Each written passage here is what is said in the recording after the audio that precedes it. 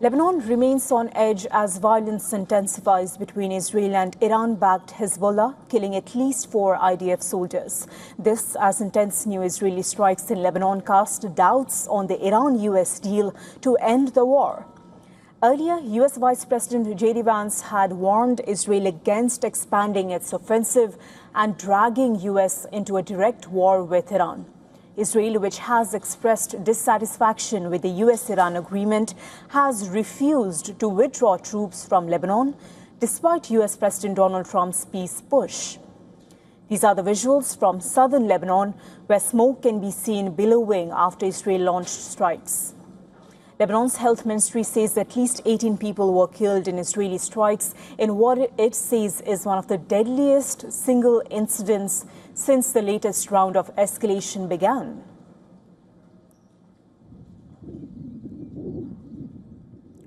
Residents and Lebanese media say airstrikes and shelling hit several towns in the Nabatea district overnight and into early Friday.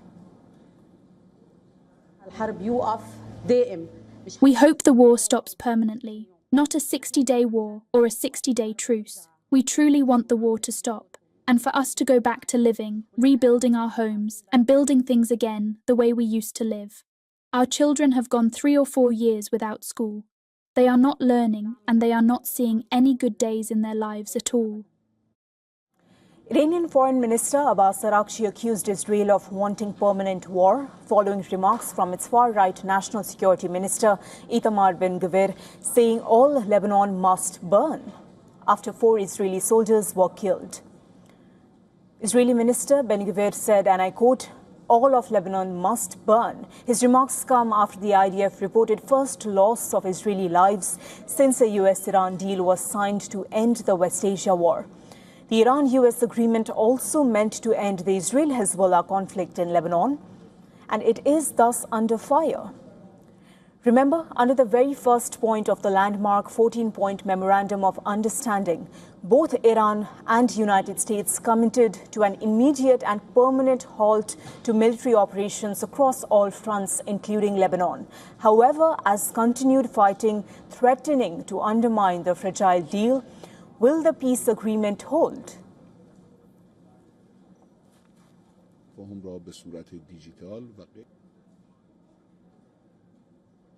For more on this, our correspondent Gadi Francis has sent us this report from Beirut suburbs in Lebanon. Take a look. Every building in Beirut's Dahi, or the southern suburb of Beirut, every building holds maybe not less than 12 families, and every family on the average of 5 people.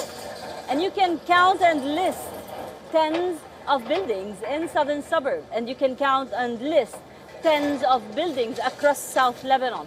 All this has happened in the past few months and in the past few years. Israel has struck relentlessly all shapes of targets in Lebanon under the banner that it is fighting Hezbollah. Hezbollah, on the other side, was under a ceasefire for 15 months, restarted the war zone in the past 3 months, and is still ongoing. While the clashes continue in South Lebanon, each party says you must stop first. But in general, there is occupied Lebanese land, and the people that are being targeted in Lebanon are mostly families. This is why Lebanon awaits what might this U.S.-Iran deal actually bring to their lives, and would the destiny of more than 1.5 million Lebanese people who have been displaced be finally known. I'm Gadi Francis reporting from Beirut's southern suburb, Lebanon. WION, World is One.